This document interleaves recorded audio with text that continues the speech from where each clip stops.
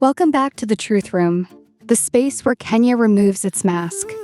This is the sanctuary where we don't just talk at each other, we talk with each other. Where the noise of the world fades and the quiet, persistent hum of our own truth can finally be heard. Come in, breathe, settle your spirit. Today we talk about something quiet, something real, a change that is not happening in Parliament, not in political rallies, not in the headlines that shout for attention. This is a revolution that is happening inside our homes, in our bodies, and in the very way we see ourselves. A new lifestyle is emerging in Kenya, a powerful, conscious shift towards wellness, sustainability, balance, and radical self-expression. And the question we must ask ourselves is this: what are we healing from? What truth are we finally desperately chasing? Let's walk this journey together, piece by piece. A, wellness. The body is no longer a machine, it's a home. For generations, we were taught the body was a machine. You fuel it, you work it, you push it to its limit, and you hope it doesn't break down. It was a tool for survival, a vehicle for provision. But look around you. Something profound is happening. We are starting to see the body not as a machine to be driven, but as a home to be lived in. A sacred space that deserves care, respect, and nurturing. You see it in the pre-dawn darkness of Nairobi's estates. At 5 a.m., the streets are not yet filled with matatus, but the sidewalks are. Runners. A silent, determined community of people moving not just to get fit, but to get free. Free from the anxiety of the day ahead, free from the confines of an office, free from the noise in their own heads. In gyms from Karen to Kahawa Wendani, the clank of weights is no longer just sound of building muscle, it's the sound of building resilience. It's the rhythm of people reclaiming control over their physical and mental state, one rep at a time. This is about more than just working out. It's about a deeper understanding of what we put into this home we call our body, the explosion of juicing bars, the popularity of farmers markets packed with organic produce, the conscious choice to steam instead of fry, to choose Sukuma Wiki over processed chips. This is not a diet trend. This is an act of love. It's a declaration that our bodies deserve real fuel, not just quick energy. And perhaps, most importantly, we are finally talking about the rooms inside this home that we've kept locked for so long, our minds. The conversation around mental health has shifted from a whisper to a necessary, life-saving dialogue. Journaling is no longer a teenage diary. It's a tool for CEOs and students alike to process the overwhelming pressure of modern life. The word therapy is losing its stigma, becoming as normal as going to a dentist for a checkup. Men's groups are forming in barbershops and online, creating spaces where it's okay to say, "I'm not okay." Meditation and mindfulness apps are seeing a surge in downloads, a clear sign that a generation hungry for peace is learning that the greatest journey is the one inward. So, why this sudden, powerful shift towards wellness? Why are our youth in particular drawn to it with such intensity? The truth is, they are healing from a legacy of survival. They are healing from the pressure of a hustle culture that demands you be available 24/7. They are healing from the constant comparison fueled by social media, where everyone else's life looks like a perfectly curated highlight reel.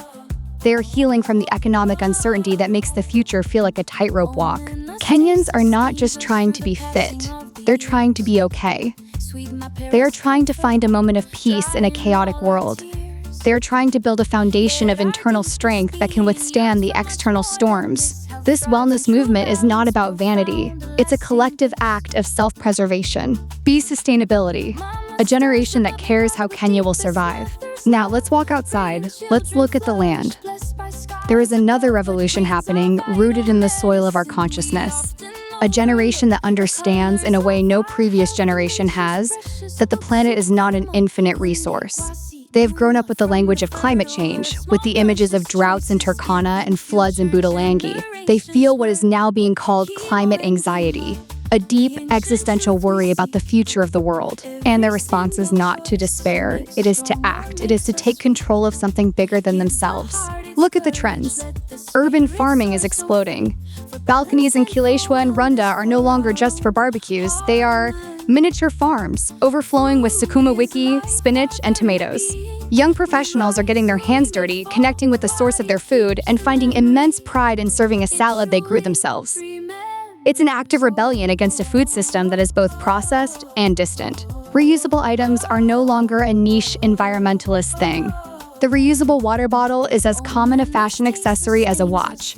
Young women are proudly carrying beautifully woven shopping baskets to the supermarket, turning down plastic bags with a polite but firm, "No thank you." Reusable coffee cups, bamboo straws, beeswax food wraps, these are not just products, they are statements. They say, "I am responsible for my footprint on this earth." This consciousness is spilling into fashion and lifestyle. Eco-fashion is on the rise. Young designers are creating stunning pieces from recycled materials, turning waste into wearable art. Minimalist living is gaining traction, a direct pushback against a consumer culture that tells us we need more to be happy. People are decluttering their lives, realizing that joy is not found in accumulation, but in intentionality. And behind the scenes, young Kenyan innovators are creating incredible solutions. Young people turning plastic waste into durable building materials, engineers developing solar-powered solutions for rural homes, activists leading community recycling initiatives. They are not waiting for the government, they are building the sustainable Kenya they want to live in. This is a generation that understands climate anxiety and is trying to take control of something bigger than themselves. Every reusable bottle, every balcony garden, every recycled piece of clothing is a small brick laid in the foundation of hope. It's a way of transforming fear into tangible, positive action. See identity. Kenya is becoming bold, creative, expressive. And finally, let's look at each other. At our faces, our hair, our clothes, our identity as Kenyans is undergoing a magnificent, fearless renaissance.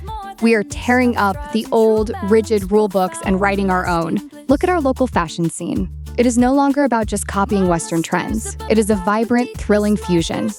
Designers are taking our rich heritage, Kiteng fabrics, Maasai beadwork, Kikoi textiles, and reimagining them for a modern world. A bomber jacket lined with Kiteng, a pair of sneakers adorned with beaded patterns. This is not just fashion, it's storytelling. It's wearing our history with pride. And then there is the revolution of self-expression, most powerfully seen in our hair. The journey back to natural hair is one of the most significant cultural shifts of our time. It's more than a hairstyle. It's a powerful rejection of colonial beauty standards. It's an embrace of our own roots, our own texture, our own unique beauty. It's a declaration that we are enough, exactly as we are. And alongside it, the world of tattoos and piercings has flourished, no longer seen as rebellious, but as a legitimate art form, a way to make the body a canvas of one's own personal story and journey. This boldness is echoed in our arts. Our music is blending genres, creating sounds that are uniquely Kenyan and globally recognized. Our photographers and filmmakers are telling our stories with a raw, unflinching honesty that is captivating the world. We are no longer just consumers of global culture, we are creators. And out of this, new communities are forming, running clubs that are also support groups, art collectives that are also wellness spaces, fashion communities that celebrate both style and sustainability. We are finding our tribes not just based on where we come from, but on what we value. We are redefining what it means to be Kenyan, not just in tribe, but in lifestyle, expression, and values. To be Kenyan is no longer just a box to check on a form. It's a feeling, a vibe, a conscious choice to live boldly, to create authentically, and to carry our heritage forward with fearless innovation. And this is where your truth room becomes emotional and personal. Because these are not three separate trends. They are not disconnected fads. They are three threads of the same beautiful, intricate tapestry.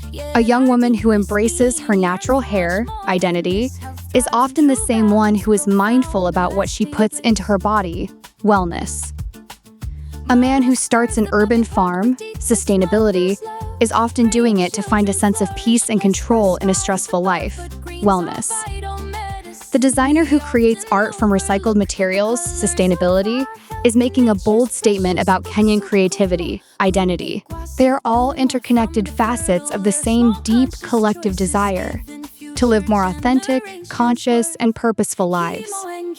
We are healing from a past that was sometimes about survival at all costs. We are healing from a present that feels chaotic and overwhelming. And we are building a future that is rooted in self-care, community care, and planetary care. Kenya is not changing because of leaders in high offices. The real revolution is not televised. Kenya is changing because of you, because of the small, powerful, intentional choices you make every single day. It changes when you pick a healthier plate of food, choosing to nourish the home that is your body.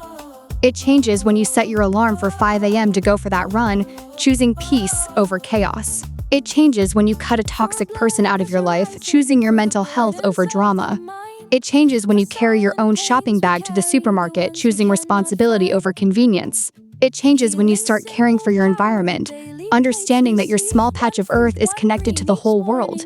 It changes when you choose to wear your hair with pride, when you support local art, when you embrace who you truly are without apology.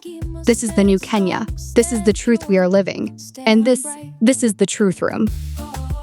Thank you for being here, for listening, for being part of this change. Thank you for having the courage to look at these truths in your own life. Until next time, family, stay brave, stay informed, stay true to the home within you. Asante ni sana.